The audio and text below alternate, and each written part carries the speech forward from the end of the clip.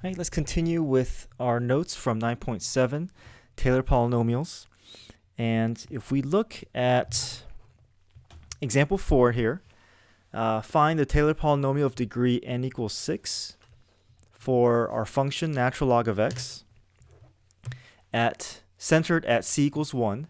Then use Taylor polynomial, 6th degree Taylor polynomial, to approximate the value of natural log of 1.1. So again, our Taylor polynomial formula is given by this. This is the nth derivative centered at c, evaluated at c, over n factorial times x minus c to the nth power. So we start off with, we're going to build our Taylor polynomial by first listing out our derivative values, our derivative functions, all the way to the 6th derivative, and then evaluate them at our center, which is 1. So our function is natural log of x. Our derivative is 1 over x. The derivative for ln of u is simply u prime over u. And then from here, we can bring this x up to the numerator, make it x to the negative 1, and then go through power rule, which will then give us negative 1 x to the negative 2, which becomes negative 1 over x squared. And then we find the derivative, yet once again, going through power rule, we get 2 over x cubed. And then, once again, negative 6 over x to the 4th. And then so on and so forth until we get down to the 6th derivative, negative 120 over x to the 6th. Okay, we're going to evaluate each of the function value and its derivatives at 1. So plug 1 into each of these derivatives. We get 1, negative 1, 2, negative 6, 24, negative 120. So now we're going to build our Taylor polynomial of 6th degree. The first two terms are simply made up of our tangent line equation. So our y value, y-intercept at 0, plus the slope, which is 1, times x minus the x value of the ordered pair of the center, 1 at 1. Minus, now we can go into our pattern for our Taylor polynomial. So here we're evaluating the second derivative at 1, which will give us negative 1. Here we have negative 1 over 2 factorial times x minus 1 squared. So everything here dealing with either second derivative and then n values of 2. Okay, moving on to the third derivative evaluated at 1, which is 2. So 2 over 3 factorial, x minus 1 cubed, and then so on and so forth until we get down to our last term, negative 120 over 6 factorial times x minus 1 to the 6th. Okay, we can clean this up a little bit here, leaving us with this x minus 1. And here, a lot of these terms will cancel out. 6 is basically 3 times 2 times 1. 6 is basically 3 factorial. So that will cancel out with everything below 4, leaving us with just 4. 24 is basically just 4 factorial, and that will cancel out with everything except for 5. 120 is basically 5 factorial, and that will cancel out with everything except for 6. So now we have our cleaned up 6th degree polynomial, Taylor polynomial, and now we can use that to evaluate or to approximate natural log of 1.1. So we simply plug 1.1 in for all the x values in the parentheses, and we see that these 1.1 minus 1 will produce 0.1. So all these will produce 0.1. And we're going to get an approximation of 0.09531. Now, if we look at this series here, or the sequence in this polynomial, first off, we know that this is going to be a converging series if we were to continue through with this, simply because with geometric series, we know that if our ratio is less than 1, then we know we're going to get a converging series. Also, this is going to be a alternating converging series because of the alternating signs, the consecutive alternating signs, which means that if we want to find the remainder or the error bound for this alternating series, then we can simply look at the first term that is left off of this polynomial, which is the 7th degree term. And the 7th degree term, the first unused term in an alternating series that's converging, will act as the error bound or act as the remainder for the series. And the first term that is left off, if we can follow this and if we see the pattern, it'll be 1/7, 0.1 to the 7th degree, 7th power. So we know that our remainder, remainder for this 6th degree polynomial will be less than or equal to this decimal value 0.1 to the 7th over 7. And so what that means is that the actual value of natural log of 1.1 will be this approximation, give or take this error bound, this remainder. So if we add this value to 0.09531, that will be the upper bound for this possible value of natural log of 1.1. And if we subtract this decimal value from 0.9531, that will give us the lower bound, or the smallest value of natural log of 1.1. So between the error bound and this estimation, we have a range or a set of values that this natural log of 1.1 will have to fall into, will fall under. Okay, looking at example 5, suppose that g is a function which has continuous derivatives and that g of 2 is equal to 3. Our derivative at 2 is -4, second derivative of 2 is 7, and the third derivative of 2 is at -5. Write the Taylor polynomial of degree 3 centered at c is equal to 2. Again, we have our formula for our Taylor polynomial, and a lot of the work has been done for us already, because we don't have to find the derivatives and evaluate them. All these values are already given to us. We just have to plug it into our 3rd degree Taylor polynomial. So again, the first two terms are simply terms that we would find in a function, a 1st degree Taylor polynomial. And that will simply be 3 minus 4 times x minus 2. So a tangent line equation, basically here, our slope is at 4. And now we can fall into the pattern for our Taylor polynomial. So the second derivative evaluated at center 2 is 7, right? Over 2 factorial times x minus 2 to the 2nd power, minus, plus, or the next term is -5, because -5 represents the third derivative evaluated at 2, over 3 factorial x minus 2 cubed, and we have our Taylor polynomial of degree 3 produced here. Okay, example 6. Use the 3rd degree Taylor polynomial to approximate e to the x for x near 0. So let's do that first. We're going to use the Taylor rule to see if we can approximate our, to create a 3rd degree Taylor polynomial. Okay, again, the nth term Taylor polynomial formula is the nth derivative evaluated at the center over n factorial times x minus c to the nth degree. So we are going to build our Taylor's polynomial by first finding all the derivatives, but the convenient thing here is we're dealing with e to the x, so the derivative of e to the x will just be itself. So these will keep repeating until we get down to the 3rd derivative, and then if we evaluate each of them at 0, they're going to always produce the same value because they're the same functions. So all of them will produce 1s. Okay, so now we're going to build our Taylor polynomial of e to the x. Notice we used approximation to indicate that we're only going up to the 3rd degree, so we're not going to, so this won't be a exact value. Later on, we'll talk about when we can create exact values if we're dealing with infinitely many terms. But here we're only dealing with a polynomial with a finite set of terms. In this case, only 4 terms, going up to the 3rd derivative, or the 3rd degree. So again, our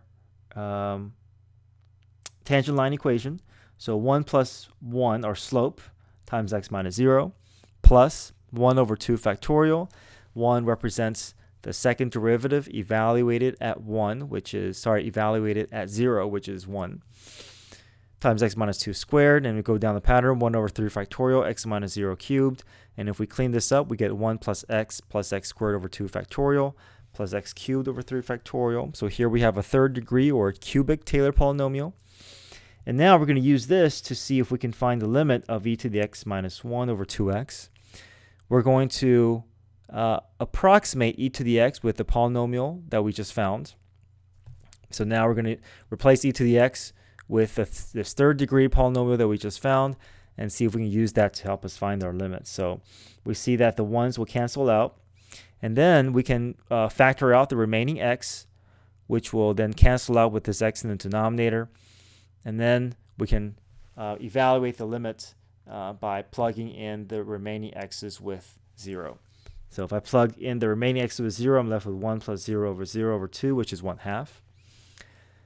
And let's see if this matches finding the limit as if we didn't go through this process. So if we were just finding the limit using our old rule of just evaluating, if we plug in 0, we're not going to be able to we're going to get 0 in the denominator, but we can get rid of that denominator by going through L'Hopital's. So we can find the derivative e to the x minus 1, which is e to the x. The derivative for 2x is 2. And now we can replace 0 in for x. E to the 0 is 1. So 1 over 2 matches our limit by using the approximation for our Taylor polynomial, third degree. Okay. All right, next example. Given that p sub 2 of x is equal to a plus bx plus cx squared, this is the second degree polynomial for f about x equals 0. What can we say about the signs of a, b, and c if f has the graph pictured to the right? So we know this is centered at 0 because our function has all these values that are not, we don't see any zeros that's attached to the x's. We don't see any parentheses. So we can really write it as a plus b times x minus 0 plus c times x minus 0 squared if we want to convince ourselves that this is centered at 0. And likewise, if it is a polynomial centered at 3, then we would have x minus 3 and x minus 3 squared. Okay. The first term is simply going to be the y-intercept. And if we look at the y-intercept, that's obviously a positive value. F of 0 is greater than 0 is a positive value. Therefore, we know that our a value must be positive. Our b value is simply the first derivative evaluated at 0 over 1 factorial, or really, we know that these two terms are just associated with the tangent line equation. So bx represents the slope. And we see that the slope of this curve at this point 0 must be positive. So positive slope would mean that our b is going to be greater than 0. And finally, our c value is associated with the second derivative. And the second derivative we see by looking at this graph, this is concave down. So concave down would mean negative value for second derivative, and therefore our coefficient, our c value, will be a negative value. Hey, let's talk about how we can see some patterns with these following Maclaurin polynomials centered at c equals 0. Okay, so for sine, we found that from our previous examples. We built this x minus x cubed over 3 factorial plus x to the 5th over 5 factorial minus x to the 7th over 7 factorial. So here is our sine polynomial. And if we wanted to look at the next one, cosine, rather than building cosine from scratch, let's see if we can see some relationships here. We know the relationship between sine and cosine in terms of calculus is that the derivative for sine is cosine. So that means if I can take these polynomial functions And if I find the derivative of this, then that should represent our polynomial for cosine of x. So let's see if we can try that. The derivative for x is 1. The derivative for x cubed is 3x squared. X to the 5th is 5x to the 4th, so on and so forth. Finally, 9x to the 8th is the derivative for x to the 9th. And if we try to clean this up a bit, 3 will cancel out, leaving us with just 2 factorial. 5 and 5 will cancel, leaving us with just 4 factorial. And if we look at this pattern, these remaining patterns, we're going to see something that will help us memorize these, simply because these patterns should be pretty easy to identify. First is that with sine, we know that, first off, sine is an odd function. So if sine is an odd function, we can use this fact to help us remember by looking at the degrees of this polynomial. X to the 1st degree, 3rd, 5th, 7th, 9th. These are all odd degrees, and they all represent polynomials we're going to be using, or powers that we'll be using for sine of x. Now for cosine, we know that cosine is an even function. So if you look at all the degrees here, x to the 8th, 6th, 4th, 2nd, these are all even degrees. Even 1 has an even degree, because this is 1x to the 0 power. 0, 2, 4, 6, 8. These are all even degrees. So those are 2 more properties that will help us remember these Taylor polynomials. Now for e to the x we discovered from the previous section, 1 plus x squared over 2 factorial plus x cubed over 3 factorial. And we see that these do not skip any degrees. We can also think of this as a bit of a sum of the sine and cosine graph. Okay. 1 plus x squared over 2 factorial, x cubed over 3 factorial. However, there are some differences here. Sine and cosine, they both have alternating terms, alternating signs. But with e to the x, all the signs are positive. Okay, so now we're going to use these Maclaurin polynomials to approximate functions. And we're going to be modifying existing polynomials with these Taylor polynomials. Example 8. List the first 4 non-zero terms of the Maclaurin polynomial, which we did above. And then we're going to find these following Maclaurin polynomials, which we can build from these previous ones that we already know. So we know the Taylor polynomial for sine of x, so we can use that to build sine of 2x by simply replacing every x we see with 2x. So our Taylor polynomial for sine, we're going to replace every x with 2x, and that will produce a polynomial that represents sine of 2x. So when we do that, we can just go ahead and replace all the x's with 2x, and then evaluate by distributing all the exponents through, and we have our Taylor polynomial for g of x. Notice that this is only a polynomial, so we have to indicate that by using the approximation squiggly line, so we don't make the mistake that this is the exact value for g of x or for sine of 2x, since we have a finite number of terms. This is only an approximation.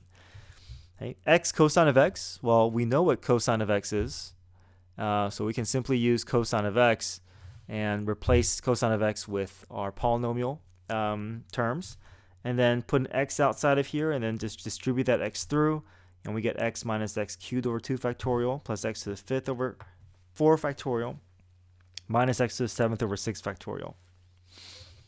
For c, we're going to split this up into 2 parts. First, we can evaluate e to the x squared, and we're going to replace every x we see with x squared. So x gets replaced with x squared, x gets replaced with x squared. So x squared raised to the 2nd power, 2 times 2 gives us 4. X squared cubed, 2 times 3 gives us 6. And finally, 4 times 2 gives us 8. So we took care of e to the x squared first, and then distribute that through with a 4. And once we have that, we get 4 plus 4x squared plus 2x to the 4th plus 4x to the 6th plus 4x to the 8th over 4 factorial. And again, these are all approximations since we have a finite number of terms.